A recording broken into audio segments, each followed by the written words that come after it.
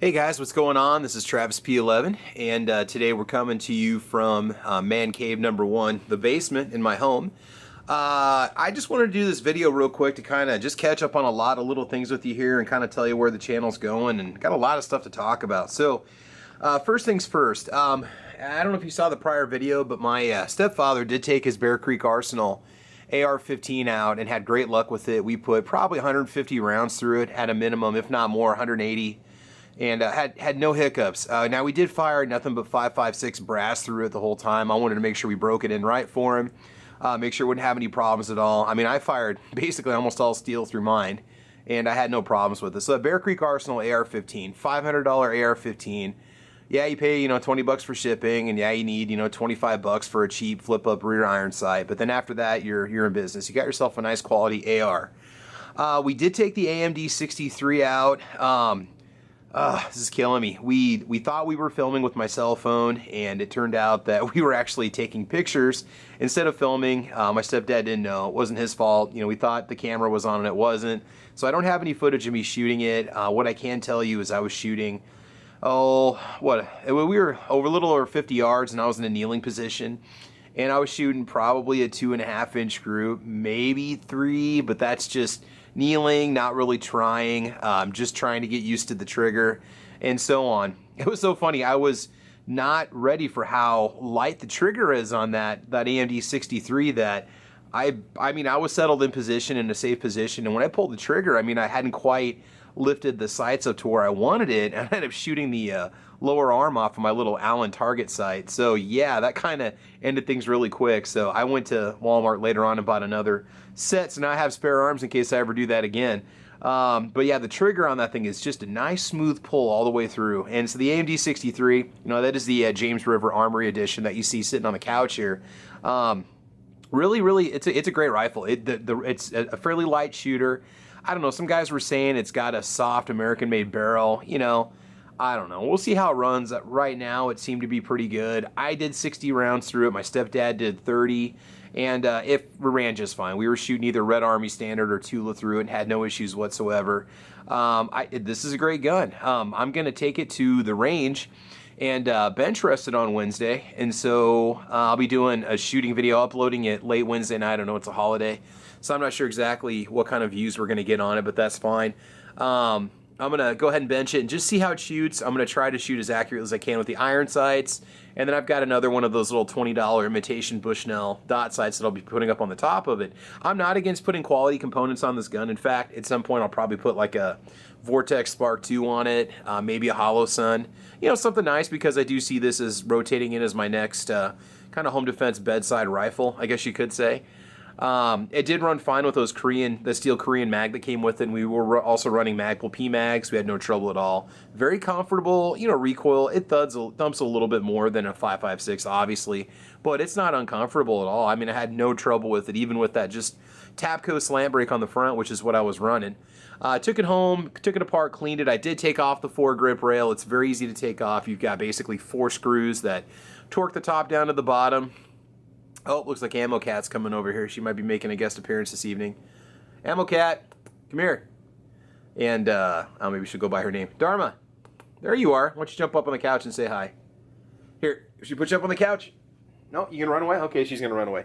So anyway, yeah, I took that cover off and took the gas cover off and cleaned it, and it was great. I would say that even after running 60 rounds through it, that bottom Picatinny rail, just below the vertical foregrip, this section right here was warm, but it wasn't uncomfortably hot at all. In fact, I put that vertical foregrip on it because I thought maybe I was going to need that. The barrel did get fairly warm, but like I said, when I actually did some accuracy testing on it, like I said, I was shooting about a 2.5-inch group, pulling a little bit to the right, but I was pretty much spot on, right where I needed to be. So I'd feel comfortable using it if I needed to. But I do want to get it and bench it and just see how it runs, and then I'll sight it in with the dot sight and we'll go from there. The Glock 43, oh my god, there she is. That was on loan from me from SS Pawn. Guys, I love Glocks. Okay, let's just get this out of the way right now. I had a 10 millimeter Glock 20 as my second handgun. I currently own a Glock 17. I had a Glock 42 and sold it and ended up buying various pocket pistols and concealed carry pistols after it.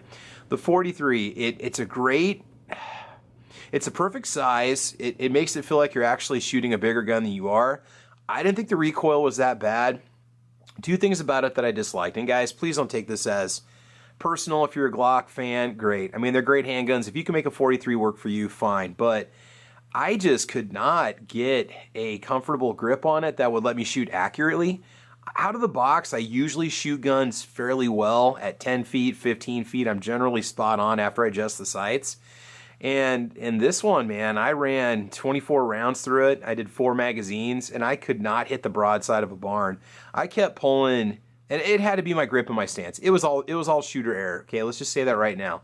But I mean, I was pulling like 3.5 inches. Like I was shooting like the 7 o'clock position from bullseye, 3.5 inches off the bullseye, and I was pretty disappointed with how inaccurate it was. And I was just shooting federal brass bulk. I wasn't shooting crap ammo through it.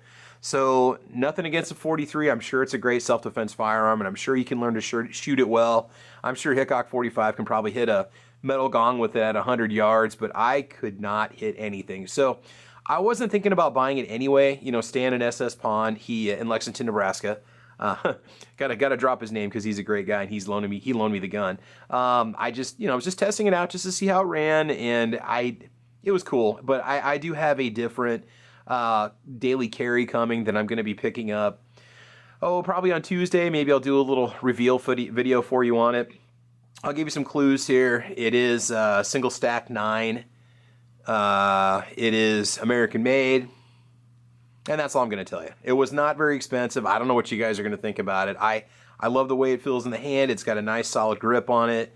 It's a relatively thin pistol, but that's all I'm going to give you for details. So we will reveal that on Tuesday night when I pick it up, just to let you know. So the Glock 43 is going to go back to Stan. I did get it all cleaned up, and I did clean it before I took it in the first place. Cleaned it after I got done, and so that'll be going back to him too. So, not a bad gun. It feels good in the hand, but I don't know.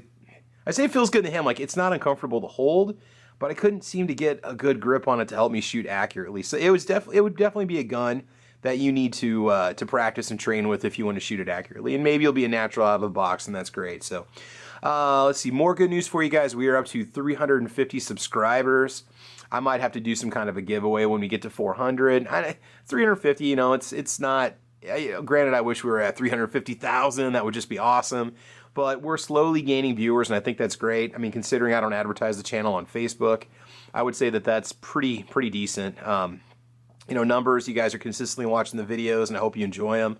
Love talking to you about stuff, and I always try to respond back quickly when you guys leave comments.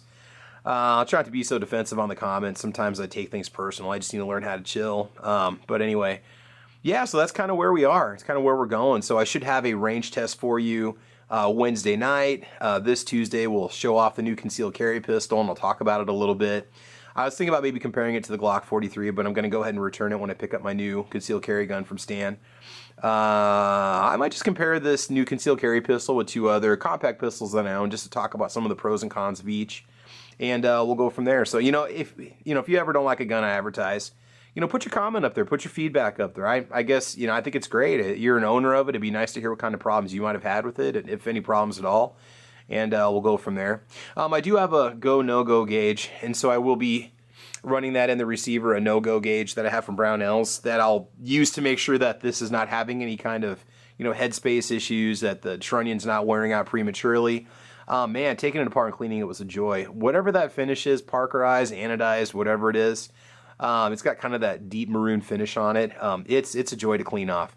Dust cover's getting a little bit easier to put on. It was kind of a pain initially, and actually kind of scratched the paint a little bit back there when I was putting the dust cover on. But it's going to be fine. I'm not too worried about it. This is kind of going to be kind of like my truck gun, I guess you could say. Oh, I knew I'd catch her. Ammo Cat. Oh, let's try this. She still hasn't gotten used to that name yet. Dharma. Are you sleeping? Why are you sleeping? You shouldn't fall asleep. It's only like 9 o'clock. Come on. What'd you do? You sat around all day long, and you just watched me clean the firearms we took to the range. Anyway, okay, enough with her. So, yeah. Oh, there's the washer that needs to be replaced. Clothing washer, but enough problems with that. It's going out tomorrow. New one's coming in tomorrow, so. Anyway, yeah, so there you go, guys. That is the channel. Sorry about that little outtake there. But anyway, yeah, you know, AMD 63, pick one up. It's a great gun, highly recommend it. You know, I'll run more rounds through it, but it just felt good. It felt solid. It was comfortable. And this another interesting thing about the range. This was kind of cool. There was a guy that was out at the range, and he's from the next town over. And I don't know if he's a host dad. I think that was a situation for a couple foreign exchange students. And the foreign exchange students were from Japan. And they had never fired a firearm before. And he was taking them out there. He was showing them how to run a black powder and some pistols and then some high powers. And I let them handle the AK-47. You know, obviously it was clear and it was empty. And the kid had asked me, he goes, you know, when you pull the trigger, is it full auto like it is in the movies? And I stopped and explained to him, I said, you know, you can get those kinds of guns in the U.S., but I said, you have to pay a lot of money for them. And I said, you have to have, you know, a special license for them. And I said, it's not the kind of thing that everybody has. And I said, there's a lot of them, but I said, not a lot of people own them. And so we talked about guns for a little bit, and he was impressed with how light the AMD was. He thought maybe it'd be heavier because he says they look, you know, so much bigger in the movies and so on.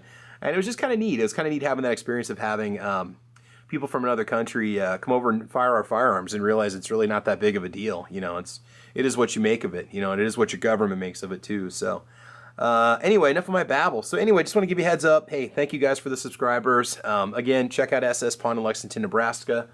You know, I got to get a plug for the guy Stan because he does not make a lot of money off the guns that he sells, and he sells them at a very fair price. If you're ever in Central Nebraska, check him out. SS Pawn. There's his number. If I can get this to zoom in here, possibly. Yeah,